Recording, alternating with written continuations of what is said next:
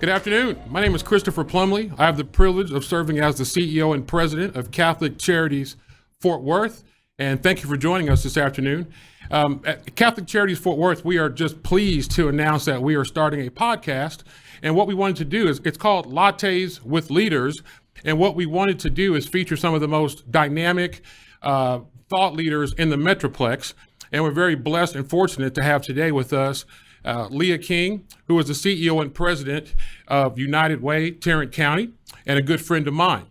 As we get started, I wanted to take a moment to thank our sponsor for Lattes with Leaders, Casa Azul Coffee, serving a very special blend of quality coffee infused with the vibrancy and richness of the Latino culture. Casa Azul is a brand new coffee shop in Fort Worth's north side near the heart of the Stockyards Historic District. And folks, when I tell you that the coffee is like nothing you've ever tasted, it is not hyperbole. I had the chance to go over there and visit with them a couple of times. And the thing I love about them is it's just so authentic. I love the creativity. I love the culture. I love the experience, the ambience. And today we're very fortunate. Leah and I are savoring a tres leches latte. I've never experienced anything quite like, cheers. I've never experienced anything quite like it. It tastes like the iconic Mexican cake it's named after.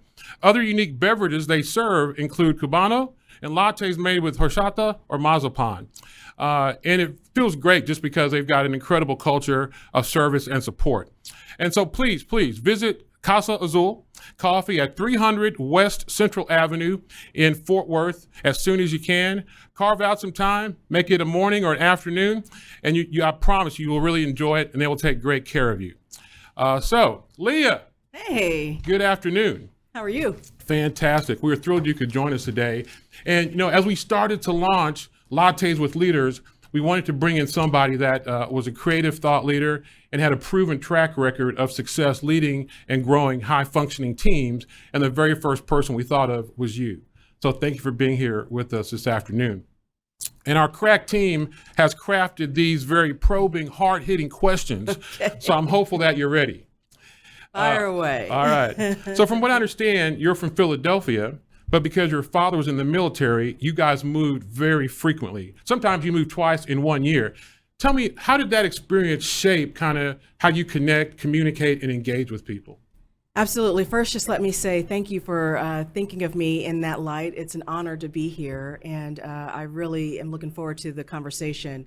In terms of my background, definitely the military had a magnificent impact on my life. We started traveling, I think, when I was about 18 months. So I was born in LA, and we went to Germany when I was about 5 years old, about to turn 6.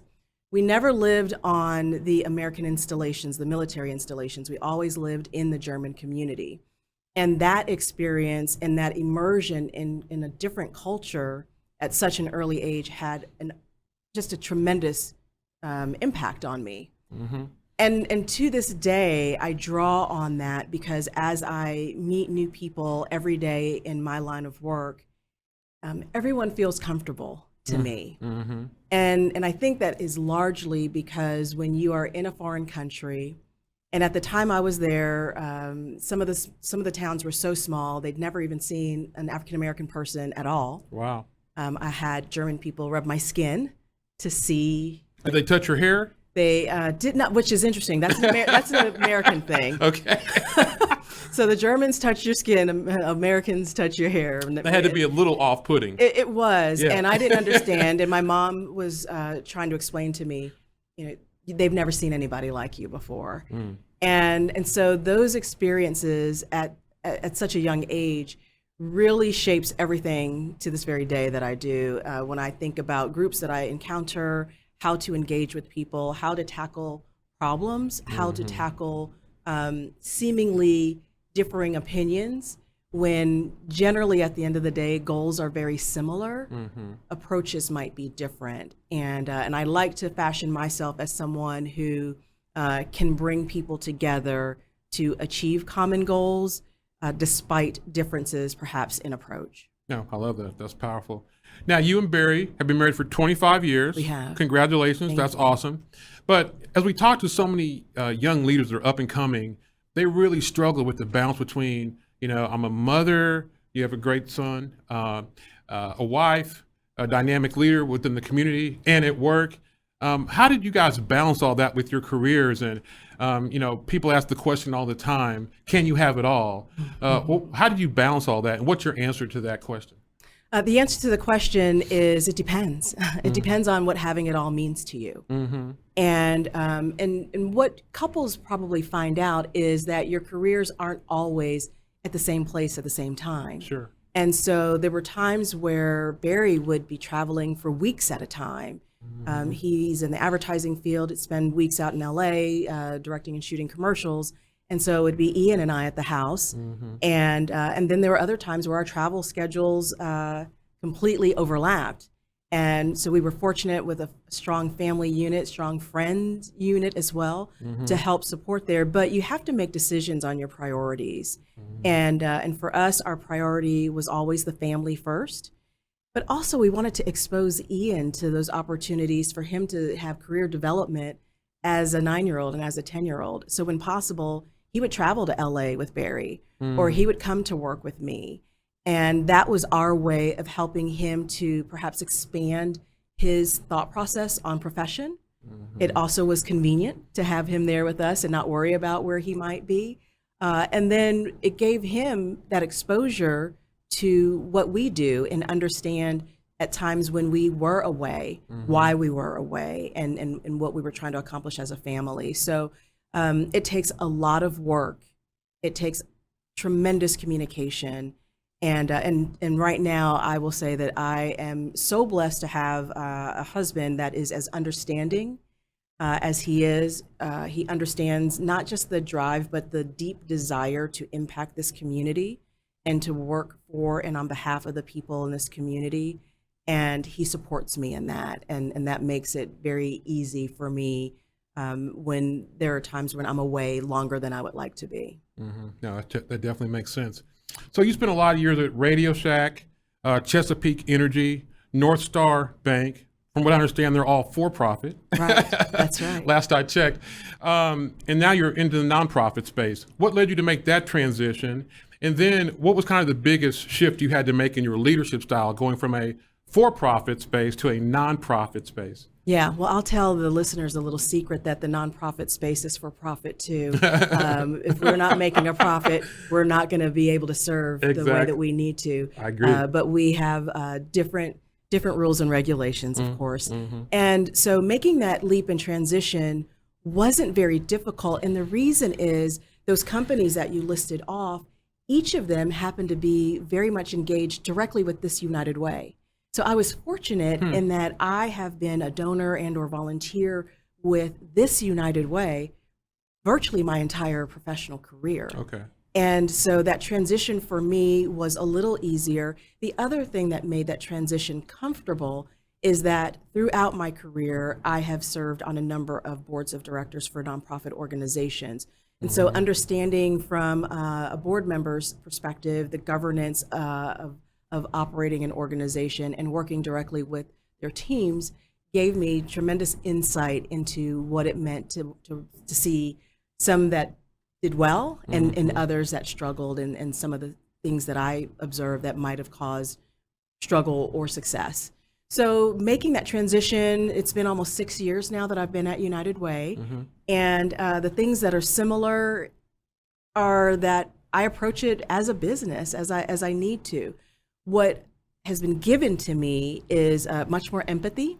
So I bring speed and probably a different type of expectation and results orientation. But they give me heart, right? And that's not always so present in the business sense. And so bridging those two together is, in my mind, what helps our team be successful. We drive each other in very different ways. We bring different skill sets to the table, and we support each other in a way that helps to really elevate one another's strengths. And so that's what makes it work. Yeah. It wasn't easy, and there were definitely things that I would do differently in terms of communication and kind of pushing to get some things done.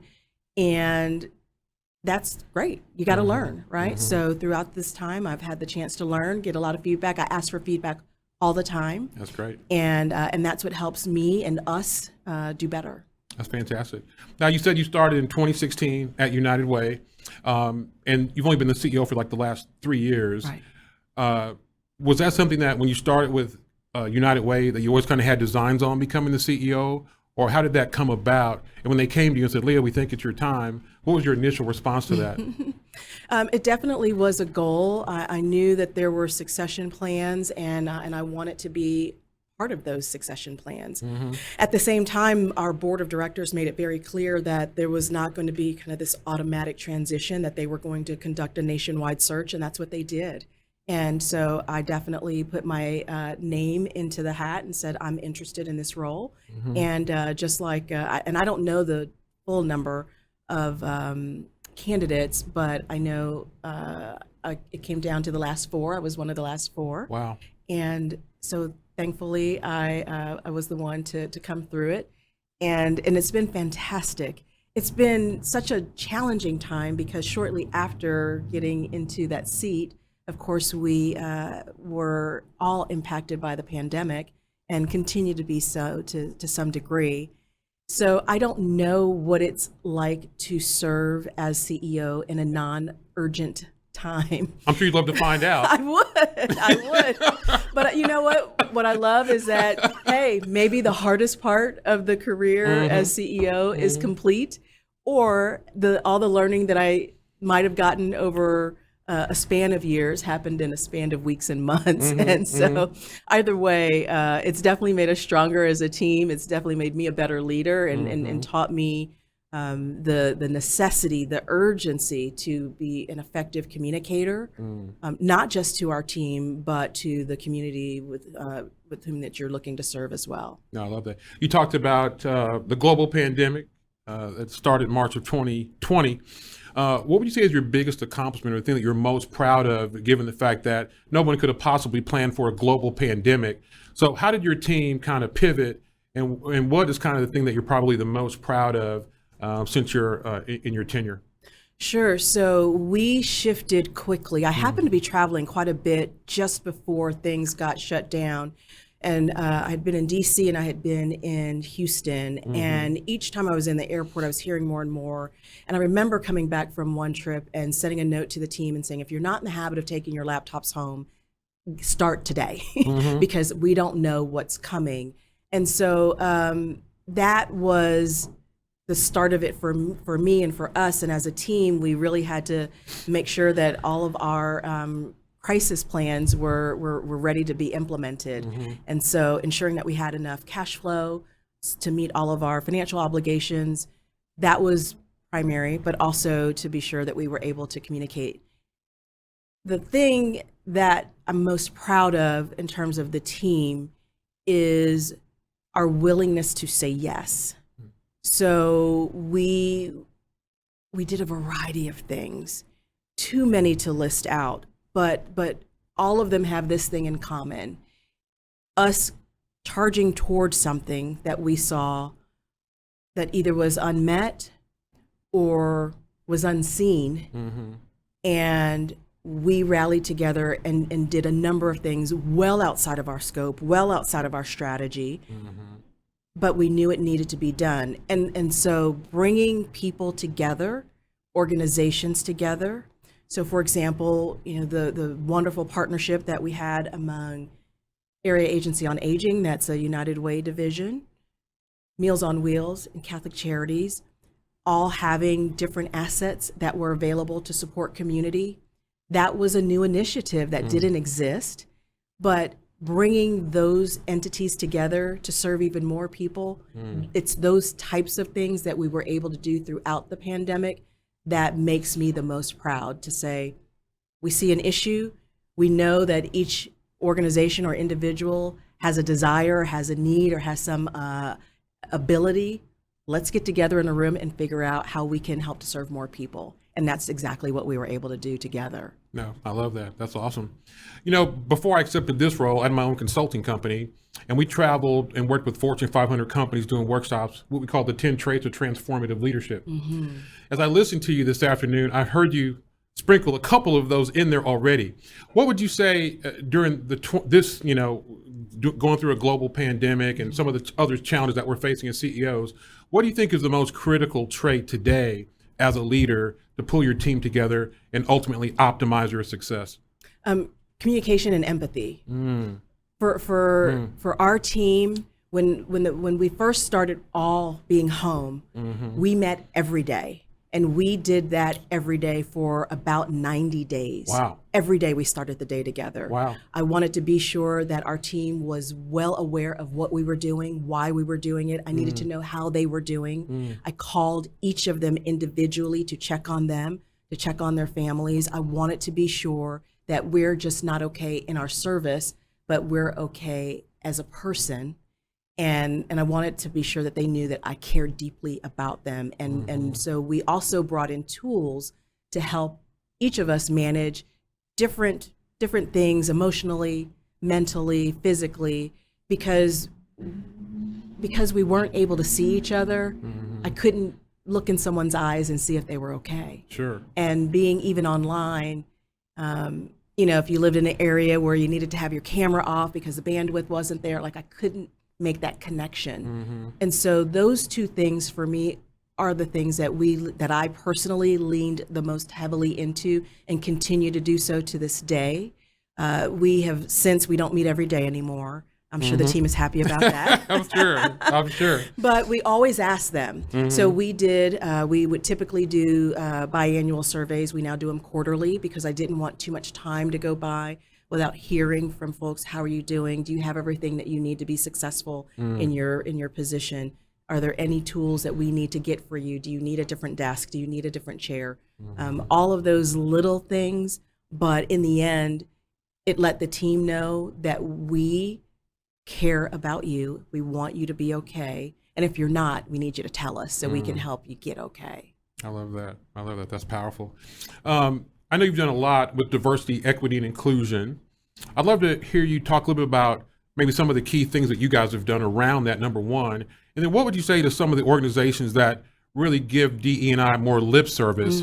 What can you tell them about the value that it brought to United Way and the value that it could bring to their organization? Absolutely. So this is an area that we are leaning very hard into. It has not been a core competency of the organization, in my personal opinion. And it's something that before you can go out and speak about what your expectations are of the community, you better look inside. And so we've brought a tremendous amount of training and tools and resources to our team. We also created an ideas team, which instead of just talking about diversity, because for us, it is really more about inclusivity, equity, and making sure that people have access to information, to resources. And so that ideas team is a new creation that's come as a result of the work that we've done internally. Beyond that, then for us, the next step is working with our board. And most of our board members, probably like those that serve on the board for Catholic Charities Fort Worth, are people that are in different companies and businesses, and they probably receive some type and some level of training themselves. And even though that was the case for our board members, we still did one together. I think it helped to bind us together in a way that brings us closer, makes it easier to have some trust, to ask questions that might seem tough or you don't understand and you don't want to be offensive, but you're trying to learn. So we're learning together. And then for the work and the way that we work with our nonprofit partners is to say, look, this is not just about adding, some people of color to your board. It's just not about that. It's really about looking at your mission and who you're seeking to serve. And are you truly serving the people that you're trying to reach? Disaggregate your data. Understand if you say we're treating, 65% women, well, that's great. What do those women look like? Where do they live? Where do they come from? How difficult is it to access your services for one group and one population versus another? So we're trying to bring those same types of training tools and resources to our partners the very same way that we did for ourselves. And that's one small way that you get beyond the lip service. The work that we're doing has been so impactful, and it's really been eye-opening for us in understanding the lack of trust that certain populations have for United Way. And when we did any kind of surveys over the years, our trust numbers were always high, which tells us we weren't talking to the right people. And the people that we really need to be serving were probably not the ones that were being surveyed. So it has given us the opportunity to get even deeper in specific communities and neighborhoods, and let's just talk. Let me learn about you. Let me tell you what resources we bring to the table. You tell us what you need, and let's see if we can bring that to you.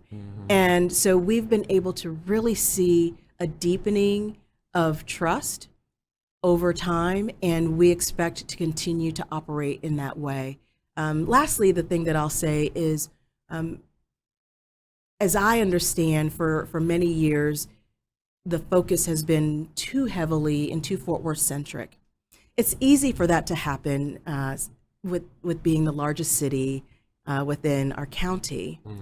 But we have to be very specific and intentional at showing up in cities across our county. And so we have an office in Arlington. We work very closely with the city of Arlington, and our office out of Arlington brings together Arlington nonprofits, and it's a resource and sharing group. And so it's the exact type of thing that we ought to be doing in many other places. So we're looking to strengthen and deepen our ties to other cities and municipalities and our nonprofit partners within those specific areas to make it clear that we're here to serve all of Tarrant County, not just Fort Worth. That's fantastic. That's fantastic. For 2022, Leah, can you share with us kind of your BHAGs? What are your big, hairy, audacious goals for 2022? What are the things that you've got to get accomplished this year? We have a centennial coming up. So Congrats. That is it. That's I know. Awesome. It's exciting that we are about to turn 100 years old. Wow. And so when you talk about a BHAG, this is it. We will be announcing a number of things over the coming weeks and months to help honor the past and look back on the work that has been accomplished, the partnerships that have been developed, some of the organizations that have been created out of United Way of Tarrant County that now serve their own right, and but also visioning for the future and what we should look like as we are growing as a community. You think about having 2 million people in our county and growing. We have to continue to be nimble, and we have to be sure that we are looking and serving exactly where people are moving. More and more people are moving into the surroundings, so the greater Fort Worth area and into some of the suburbs. And so we've got to be sure that we are speaking to each of them and letting them know that we're here, but also that there's a place to volunteer, that there's a place to give, there's a place to engage and get involved. And so that is going to rule my world probably for the next 3 years. Okay. as we roll out some pretty big goals with that. And I'm really, really excited. And it's a once in a lifetime opportunity professionally to work on something like this, and our team is very excited to be able to celebrate. I love that. That's powerful. We're in the midst of African American History Month, and so I'd love to hear a message from you to our young emerging African American leaders. What guidance, direction, sage counsel might you share with them to help them on their journey? I always love speaking to young people and sharing with them just some examples of things that I did or didn't do professionally that I wish I would have done differently. I'll give you an example. When I entered the corporate world, that was not an experience that was present in my family. I come from generations of military service, and so my experience is military, but I knew that wasn't going to be the career profession for me. I did not know that working in the corporate environment would be. So I didn't really have the understanding of intentionally managing my own career. I loved my work, and as a result of loving the work that I did, whatever the job happened to be at the time, I was successful and able to be a high performer. And so things came to me, opportunities were brought to me. But when I look at even those in between times of those opportunities, what I could have or should have done to dream bigger, to ask for more, to ask to be included in certain things. That wasn't part of my personality at the time, nor was it part of my experience to know that I could even do that. And the beautiful thing that I love about this generation is that they know for sure that they can speak up and say clearly what it is that they want. But it can still be a challenge inside of your career and inside of your company to step out and to seek out a mentor, to seek out a sponsor, but also to map out clearly, professionally, where you seek to be and what is your work each day to get you there. And that might be something that you do, that might be something that you have to learn. Maybe you've got to go back to school. It could be a variety of things. But that's something that I always share is be a hands-on manager of your career. And if your career means eventually being an entrepreneur, don't let that scare you. Prepare for it. If your career trajectory looks like if you're in marketing and you want to be a chief marketing officer, great. What are you doing and who are you spending your time with in order to make sure that that happens? So I could literally speak on that for hours. Like I said, I love speaking to people who are up and coming in their careers and just sharing things that I at times wish I would have done differently. It all worked out great, obviously, but it doesn't mean that there's still not a lot more to come. And maybe who knows what could have happened if I would have been more proactive in doing some of those things when I was younger in my career. Yeah, no, I love that. I do believe the old maxim is true. If you don't know where you're going, any path will get you there. And here I am. Yeah. And failing to plan is just planning to fail. That's right. You have to have a plan. Understand you may have to adjust it along the way, but you at least have to start with a blueprint and a roadmap. And so I think that's powerful guidance for sure. That's fantastic. What do you do? I mean, I've seen your schedule. I know you've got 14 events every day. Yeah. I thought at one point you may have been cloned. I said, how is Leah at all these places? What do you do as a dynamic leader heading a great organization for just kind of self-care and self-maintenance? Couple of things. Number one, I am anal about my sleep. Okay. Like, I have to get sleep. And I don't know that enough value is placed on the health benefits of sleep, but that's a big thing for me. My routine consists of waking up, and I wake up when it's still dark, somewhere between, depending on what my first meeting of the day is, so somewhere between 4:45 or 5:30 is when I get up, and I just like to have some quiet time and reflect, and that's just my time. And me and God, we work some things out. During the pandemic, like many others, you couldn't go to the gym, so I got a Peloton and that. So me and the Lord and the Peloton work some things out in the mornings. I love it. It is incredible. Okay. And the power of the Peloton. Honestly, I'm not endorsed or paid or anything by this company, but I have to tell you, it's a powerful community, a lot of support within the community online, and it's really helped me, and it helped me especially during that time when I couldn't get out of my house. And so that is a really essential way for me to start the day. And then it's off to the races. This is not work for me, right? So I get tired, but that's in between traveling from one place to the next. And as soon as I show up to the next place and I see whoever I'm there to see, boom, like that energy and that adrenaline just comes right back. Absolutely. And so generally when I do get home, though, I'm spent. It's over. It's done. So I try to do a lot of meal preparation on the weekends so that I can stick somewhat to a healthy nutritional diet, but sometimes more successful than others. So it's those small things that I try to keep consistent that helps me and helps my peace of mind, and probably helps me to be more pleasant to be around from my family's perspective and my team. So, if I don't have those things happen, it's a little tougher for me to get throughout the day. That's a tough one, the sleep aspect, because I think I eat well, consume very little alcohol. I exercise like a fiend. But I don't think I've gotten more than 6 hours of sleep since I was probably 16. Wow. And that's something I've got to work on. So Yeah. I will take guidance from my friend Leah King today. Yeah, So try it out. I want to check it out, Leah King. Any closing thoughts you would like to share with our community today?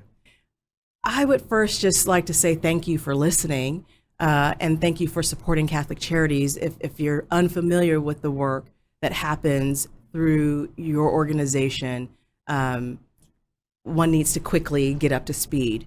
The people that you all touch and the mission of eradicating poverty that's the BHAG, but it's definitely doable if we do this together. So what I would say is understand the strength of partnerships, and we definitely do. We're fortunate to have you as one of our partners in a number of areas. And so I would just say thank you to those who are listening. Hopefully they're supporters of Catholic Charities, and hopefully there's a nugget or two that they picked up here today. That's fantastic. Well, Leah, the reason we wanted to have you, all those reasons were certainly amplified today. You're just a local treasure, an incredible, innovative, out-of-the-box thought leader. And so I'm going to start the Leah King fan club. I know it's going to grow pretty quickly, but just so proud of you and the work that you're doing in our community. You're making a profound impact and difference every single day. So I just want to personally thank you. I'm thrilled, delighted, and privileged to call you a partner. But even more important than that, I'm thrilled to call you my friend. So Thank you for joining us today on our inaugural maiden voyage of Lattes with Leaders. And I do want to, as we close, I do want to thank our great friends at Casa Azul. Yes. Outstanding stuff today. And for the first 10 people that go to Casa Azul and mention Lattes with Leaders, Leah King, we're going to buy the first 10 people their favorite drink. So the first 10 folks that go to Casa Azul and mention Lattes with Leaders, Leah King, Catholic Charities is going to pick up your drink. So thank you for your time today. Thank you for listening. Absolutely, please check out United Way. Please check out the great work we're doing at Catholic Charities. And we pray all the best for you and your families in 2022. Thanks for joining us, and God bless.